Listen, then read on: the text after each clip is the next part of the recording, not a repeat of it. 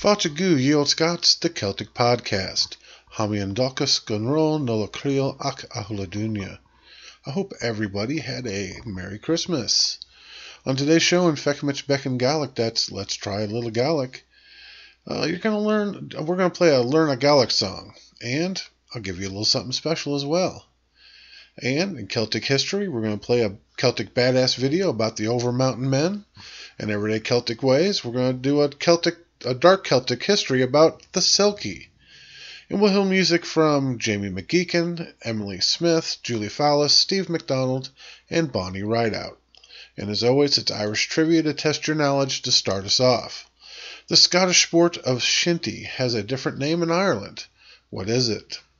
Alright, remember to check out the Olde Scot Facebook group where you can be a part of the Celtic culture, and keep an eye out for those Celtic badass videos, the Celtic Music Spotlight, the Learn a Gaelic Song videos, and a new video series we call Dark Celtic History.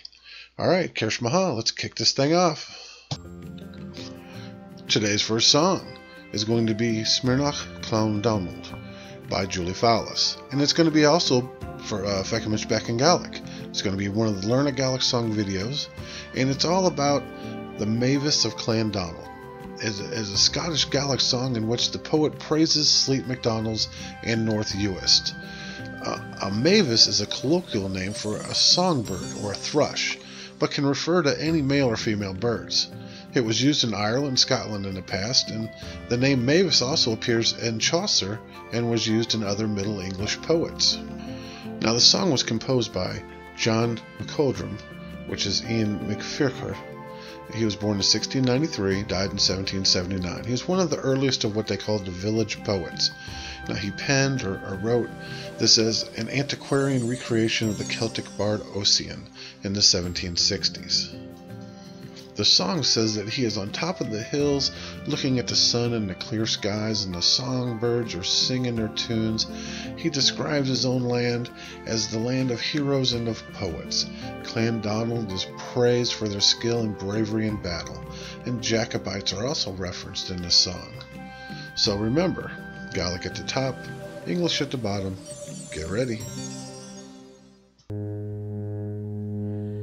Allavak hollo, allavak horoi, allavak hollo, smjarach le clown do mi, smjarach meshedur lat febel, gruppe ganem dusel katel, ganjarach gehitch na satje, trumut mavran harle maikne, allavak hollo, allavak horoi, allavak hollo, smjarach le clown do mi, smjarach meshed mulach benje, gauer gereje spelen sölje, ik mis stolt de god na kulje, wie mi bewer telt de sille, allavak hollo, allavak horoi, allavak hollo, smjarach le clown do mi.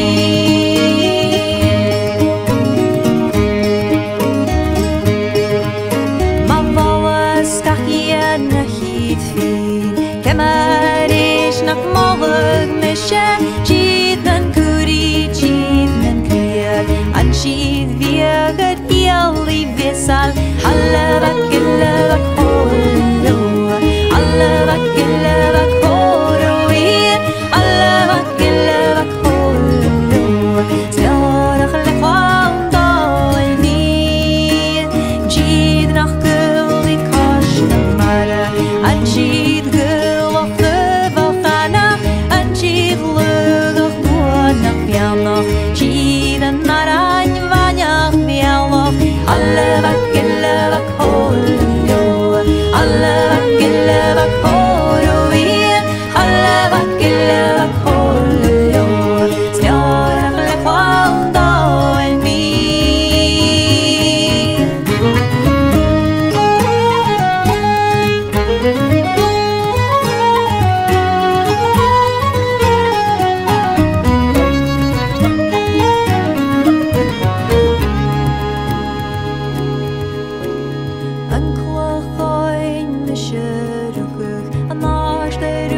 het hoed met hogar Blöke hoen over I hushlich Den stuur goan og kloan jak glöchkach Alle vakkille vak hollo Alle vakkille vak hollo Alle vakkille vak hollo Smjörlig vandal mi Mesklandal hoed med maldram Bujen en sjås men stråldachtje Den manglo et hoende farsing Achtjem nach junior ruske glaslan Alle vakkille vak hollo Alle vakkille vak hollo Alle vakkille vak hollo Smjörlig vandal Alle vakkille vak hollo Alle vakkille vak hollo Alle vakkille vak hollo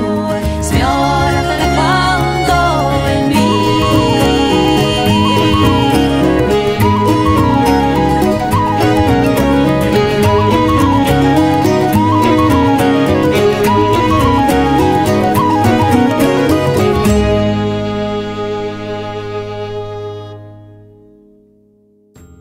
This week on Celtic History, the Overmountain Men, one of my badass videos. You're gonna love it. Celtic Badass of the Week showcases a different badass person of Celtic heritage each week. Those who exemplify the give no shit attitude and come out on top. They may come from our past or our present, but rest assured they come from all walks of life and legend. They are men, women, even old ladies and pirate queens.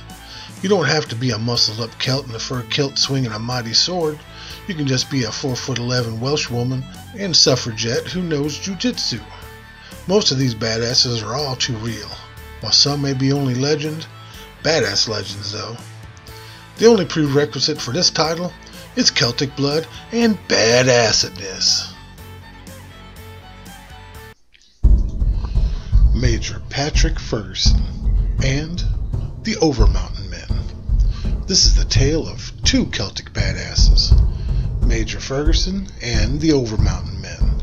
And if one badass wasn't enough, we also have a group of anonymous, stealthy badasses, ninja-like you could say, that take out the first badass. An awesome melee of badassedness. Now in September of 1780, a super hardcore Scottish officer named Patrick Ferguson put together an angry mob of pissed off American loyalists, rampaged across the countryside in a swath of flame and destruction, and then very publicly informed the colonists of the southern colonies that if they dared to resist the might of the British crown, he would march his army over the mountains, hang their leaders, and lay their countryside to waste with fire and sword. Now the colonists, they responded with one of the most bizarre, mysterious, and badass military actions ever taken in the history of warfare. They organized into the world's most heavily armed neighborhood watch, out of pissed off, bear-hunting Scottish and Irish frontiersmen, marching across the Appalachians, destroying Ferguson and his entire force in a single battle, and then marching back across the mountains and vanishing, never to be heard from again. Though the details are a little better now than they were at the time, to this day, we still don't really know who these guys were, how many of them there were present at the battle, or what happened to them after the fighting ended. And because none of the soldiers involved in this conflict belonged to any kind of organized army, or combat regiment, or militia, we know them today only as the Overmountain Men, and their story is just as weird as you might imagine. The story of the Overmountain Men begins with Major Patrick Ferguson of the 71st Highland Regiment of Foot. The son of a Scottish judge, Bulldog Ferguson was a battle-hardened veteran who had been forged in the fires of the 7 Years' War and the wars of the British India, who generally got impatient anytime he wasn't shooting dudes in the face or banging his sword against another man's skull.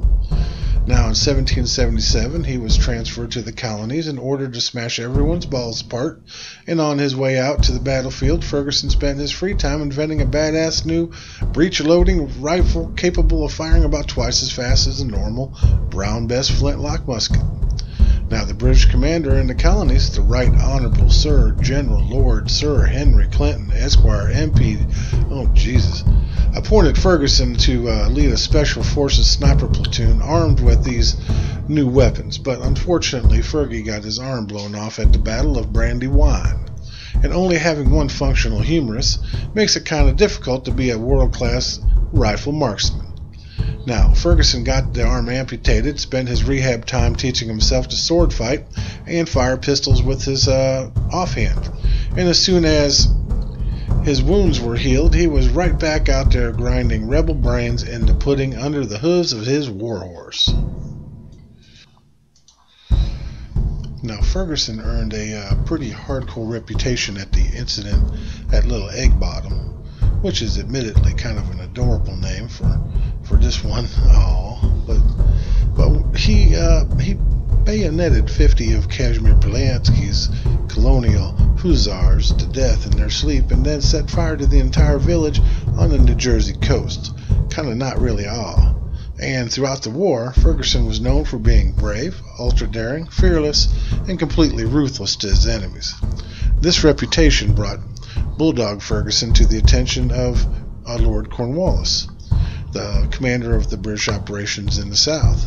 And in 1780, Ferguson was transferred south to join the war against the rebels down there.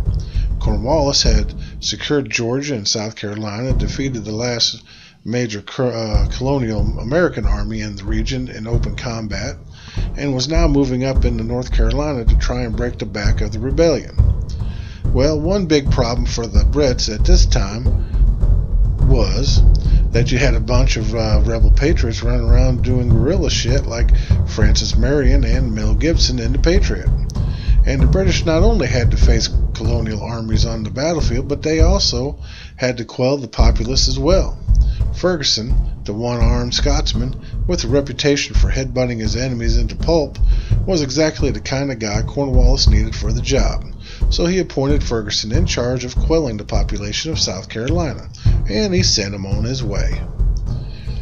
So, Major Patrick Ferguson immediately recruited a huge angry mob of American loyalists and began laying waste to the countryside. Now, whenever you see pictures of Ferguson's forces, they're all wearing the British redcoats that we know and love. But, in reality, Ferguson himself was the only British soldier present at the Battle of Kings Mountain. The rest of his men were all American colonials who decided they'd rather fight for their king than join the rebellion. As a result, you end up with a lot of real heinous shit going down because the men in his command weren't professional soldiers. They were colonial provincials. And while I'm sure a lot of them really wanted to give their lives for king and country, they were also a lot of dudes who signed up just because they wanted to burn their asshole neighbor's house and steal his TV.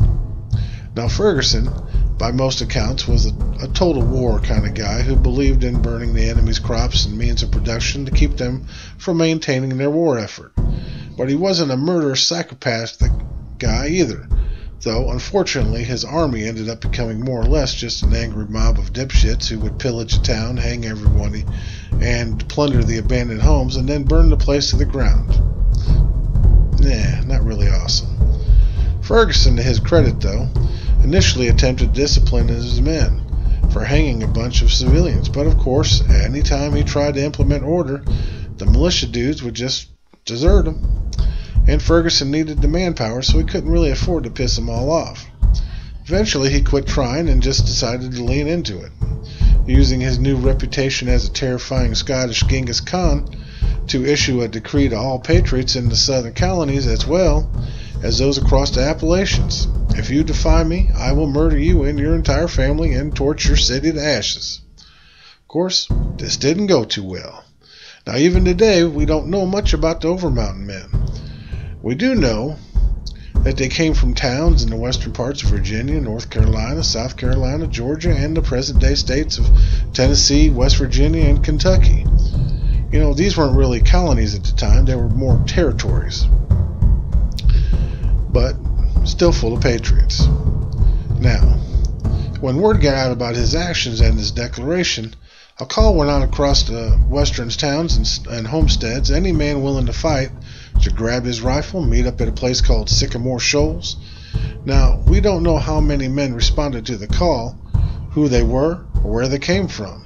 But we do know that a pretty large group of pissed off Irish and Scottish frontiersmen, homesteaders, Indian fighters, and mountain men met up in western Tennessee, crossed 90 miles of mountain, rivers, and wildlands in 5 days, and ended up outside Kings Mountain, North Carolina on October 7th, 1780. Now, Major Ferguson heard rumblings that these militias were organizing against him, and he wanted to lure them into a big-ass fight where he could crush them all at once like a steamroller over my collection of army men when I was a little boy. So he took his loyalist forces, about 1,000 troops, and marched them to the top of the big forested hill called Kings Mountain. He built some real, shitty half-assed fortifications, set up his camp, and waited for the colonials to drop by and inform him that they were ready to be mutilated by the loyalists. Now, on October 7, 1780, the colonials arrived, but they didn't form up and fight real war the way Ferguson was hoping. Ferguson had been expecting that kind of like a reverse Bunker Hill. The rebels would form up in their shitty, disorganized militia companies, charge uphill like morons. They would disintegrate the moment the first British volley hit them, and then they'd break and run, and he'd get to practice his left-hand sword fighting on horseback on these wannabe Davy Crockett's and use them as target practice. But this wasn't what happened, you see. The colonials here weren't pro-military, and they didn't even try to be. These were hardcore, bearded, buckskin-wearing, raccoon-skin hat-wearing wilderness people who had spent their entire lives hunting bears with flintlock and getting into gunfights with the Cherokee, and their style of battle wasn't going to translate well to fighting the King's infantry. I mean, I made the Davy Crockett joke a couple sentences ago, but there's a chance that Davy Crockett was present at this battle, for real. Now, these guys were tough hunters, used to force wilderness combat, and they weren't going to give Ferguson the satisfaction of face-to-face battle.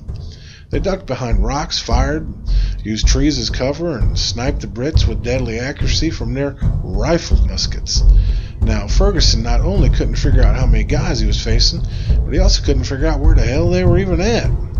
He formed his armies up into rank and file, charged down hills with bayonets a half a dozen times, and then had to walk back up the hill again when the frontiersmen slipped away into the forest. While bravely leading the final of these futile charges, Ferguson caught a bullet to the heart, and he died on the field. The battle was over in a few hours. The British suffered 157 dead, 163 wounded, and over 700 captured. Now, the Overmountain men claimed less than 30 killed in the battle. The Overmountain men treated the wounded Brits, paroled the captives, hung 9 of the loyalists for various crimes they'd committed during their rampage, and then disbanded and were never seen again. There's something just really awesome, weird, and poetic about the whole thing. This was just a group of ordinary guys, people with homes and families and farms or whatever, and when they heard that this army was going to come in and start messing stuff up, they formed up to deal with this Ferguson dude. Fought him on their own terms, and then once their job was done, well, they went home, content that the threat to patriot guerrillas and the Overmountain men towns had been appropriately dealt with. The battle, while a weird little one off in the course of the American Revolution, actually ended up having long-reaching impact on the war and the American independence movement in general. It destroyed a unit of around 1,000 men, and it convinced Cornwallis that the rebels weren't done fighting yet. He pulled back on his raiding operations, consolidated, moved north to Carolina, and was defeated there. The British would lose control of South Carolina soon after and would surrender at Yorktown less than a year later, ending the American Revolution. We don't know who they were, but we do know one thing. They were badasses.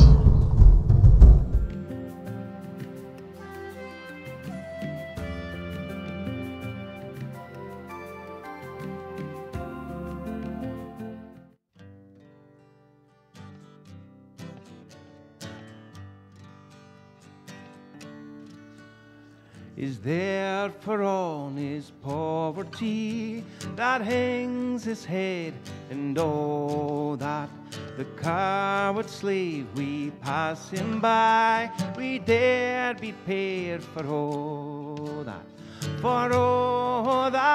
and oh, that our toils obscure, and oh, that The rank is but the guinea's stamp, the man's a gowd for all that.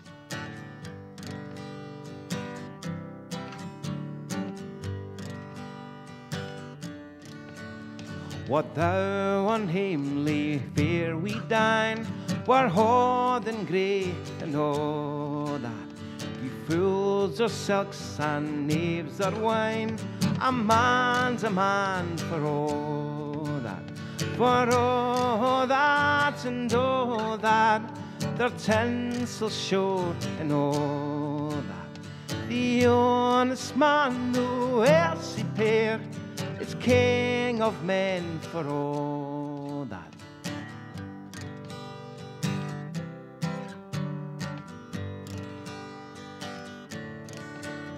You see yon Berkey, ca the Lord, was struts and stairs and all that. Though hundreds worship at his might, he's but a coof for all that. For all that and all that, his ribbon star and all that.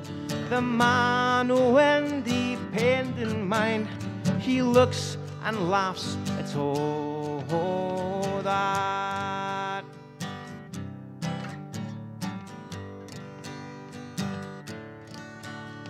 Is there for honest poverty that hangs his head and all that? The coward slave we pass him by, we dare be paid for all that. For all that and all that, our toils obscure and all that. The rank is but the guinea's stamp, the man's a gowd for all that.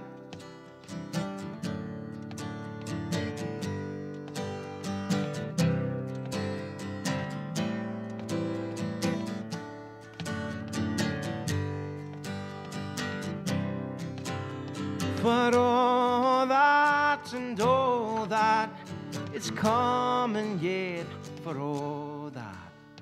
That man to man the world shall brothers be for all that. Today on Everyday Celtic Ways, we're going to check out one of the dark Celtic history videos. And this one's about the Selkie. Alright, you're going to love it. Check it out. Welcome to Dark Celtic History. The Selkie. The Selkie folk in the mythology of Orkney and Shetland are a supernatural race of shape-shifting seal creatures. They are said to be able to shed their seal skin and then take human form. However, it was vital for the Selkie never to lose its seal skin, for that is which gave them the ability to return to their original seal form. Sometimes the Selkies were known for shedding their skins and sunbathing on the beaches and rocks in their human form. Selkie males were said to be able to turn into handsome mortals, and are noted for their encounters with women they were able to seduce. Selkie females are also said to be highly attractive in their human form to men. In this tale, a handsome young fisherman finds a group of Selkie folk lying naked on the rocks in the sunshine. He surprises them, and all but one manages to retrieve their sealskins and escape to the water. In her haste, one of the Selkie folk leaves her skin on the rock and is not able to return to seal form because the fisherman has taken her sealskin. Now the Selkie woman follows him and begs him for the return of her skin. He refuses, though, knowing the legend of the Selkie, and in need of a wife, she must remain in human form and must do as he bids, for he holds the key to her shape-shifting, the sealskin. Women in these isles are rare, and beautiful women are even rarer, and she is of great beauty. Before long she succumbs to his demands, having no real choice. Before long she ends up marrying the fisherman. Together, she has a relatively happy life, even caring for the fisherman to some extent. They remain together for many years, and she bears him 7 children, all boys except one. The one day, after regaling her young daughter with the tale of the Selkies, the young girl confesses she has knowledge of a Selkie skin. With the aid of her young daughter, the Selkie discovers the hidden seal skin. She grabs it, and she returns to the sea without haste. She dons the skin and swims out to join the Selkie husband that she was forced to leave behind, which she never told anyone. As the Selkie swims away from the shore, she sees her human husband, the fisherman, rowing back to land after a fishing trip. Still having some feelings for him, after all he has done, she shouts to him and tells him that she is leaving to return to her Selkie husband, and she hopes he understands because she loves him so much more. The fisherman never saw his Selkie wife again. He was very sad, but he understood. After all, he robbed her of her life. It is said that until the end of his days, he would wander the sea edge, ever looking out for his lost love. But he did remarry. You see, after returning to her Selkie land under the sea, she told stories of her time as a human mortal. She told her stories more for educational purposes, though, than to entertain. A warning, you see. However, one Selkie, who had never taken a husband, listened intently to every word. She finally approached the newly returned Selkie and lamented her life under the sea, and how she wished for the life the other had so easily left behind. Hearing this, the Selkie had a brilliant idea, for she had been feeling regret for the troublesome, lonesome fisherman she had left so abruptly behind. She took the other Selkie and guided her to the dock where her ex-husband's boat was moored. There they waited for him to embark on his daily fishing, and there he was introduced to his new wife. Everyone was happy, and everyone was where they were supposed to be. The end.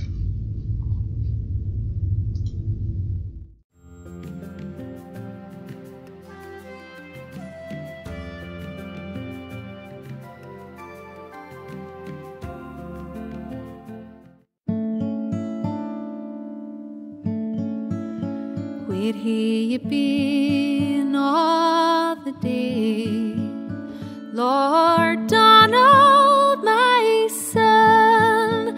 Where he been all the day, my bonny young man?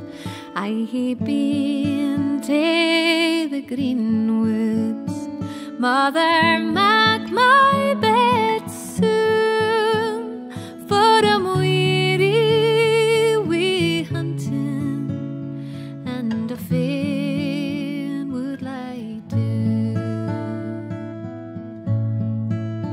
Oh, did you meet in the green woods, Lord Donald, my son? Well, did you meet in the green woods, my bonny young man? Oh, I met with my sweetheart, Mother Mac, my bed soon, for I'm weary wi' hunting, and a fain would lie down. What did you have for your dinner, Lord Donald, my son?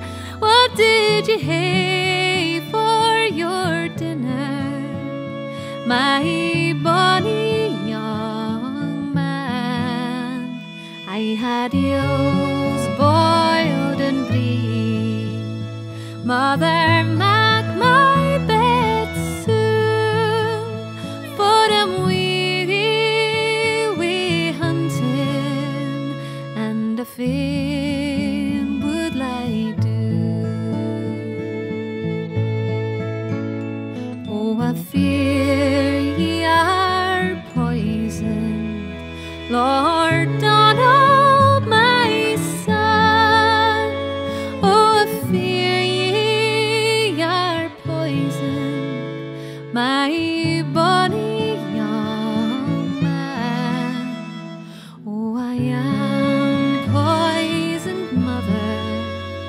Gan and mak my bed soon, for I'm sick at the heart, and a fain would lie down.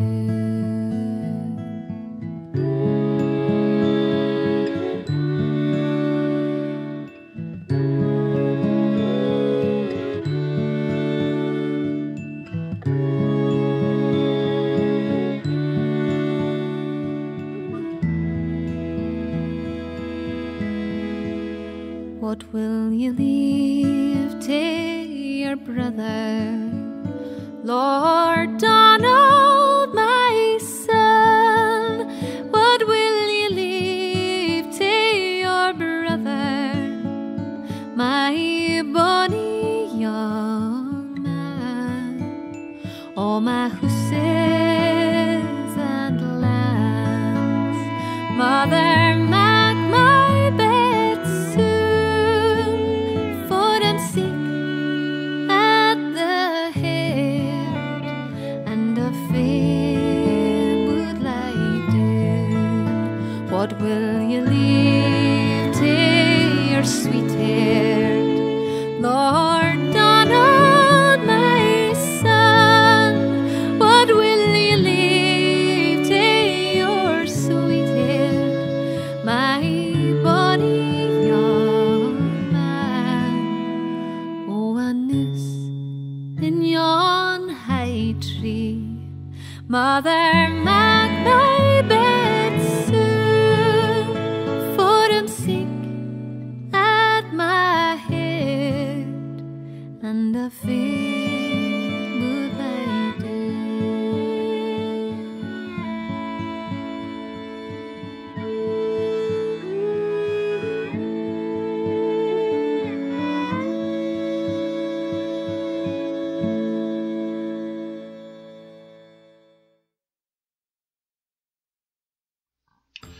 Alright, that was Emily Smith, and coming up, Wild Mountain Time by Steve McDonald.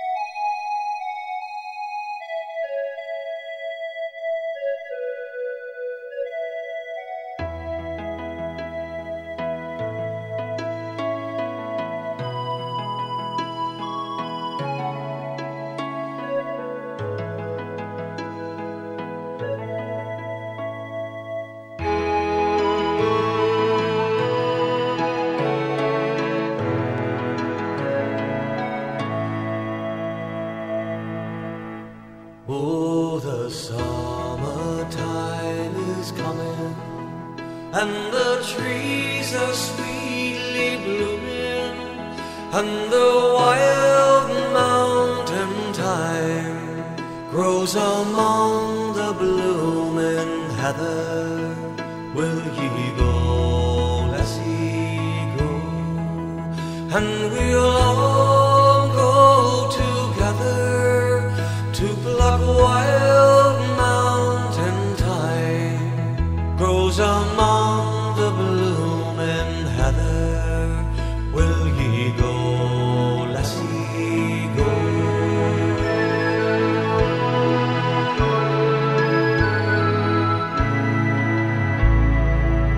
I will build my love a bar near yon clear crystal fountain, and on it I will pile all the flowers of the mountain. Will ye go, lassie, go? And we'll all go together to pluck wild mountain thyme,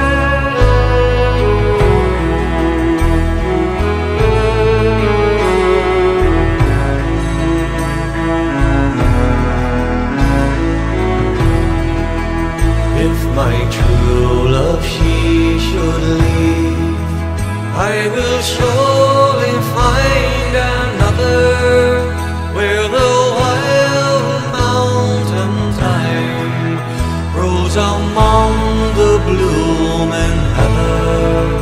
Will ye go see home? And we'll all go together to Black Wild Mountain thyme grows among the blooming heather. Will ye go see home?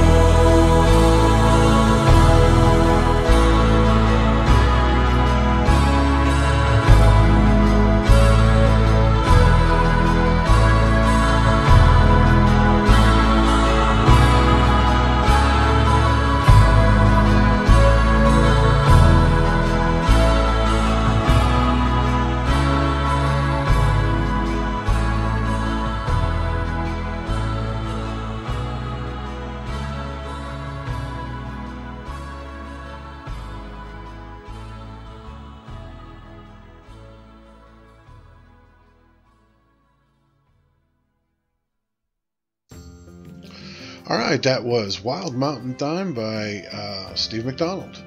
Well, that's it for today's show. Hope you liked it. I'm trying to keep it interesting, informative, and fun as always, by showing you the beauty of all things Celtic. Top 11 Heritage. Now, before I let you go, the trivia question answer. That Scottish sport of shinty, it has a different name in Ireland. It's called hurling. Alright, once a year, actually, the Scots and the Irish get together and they play each other, which is kind of cool. Alright, remember to check out my YouTube channel. It's got Learn a Gaelic song videos, Celtic Badass, Celtic music, the Celtic podcast, Speaking Our Language, and the Dark Celtic History videos. We just started that, and lots more. And my Facebook group. Come on and be a part of it. Olde Scot, where you can give me your insights and inputs on all things Celtic. Martian Leave and Drosta, bye for now. I'm going to let you go with a song. Bonnie Ride Out with MacDonald of the Isles.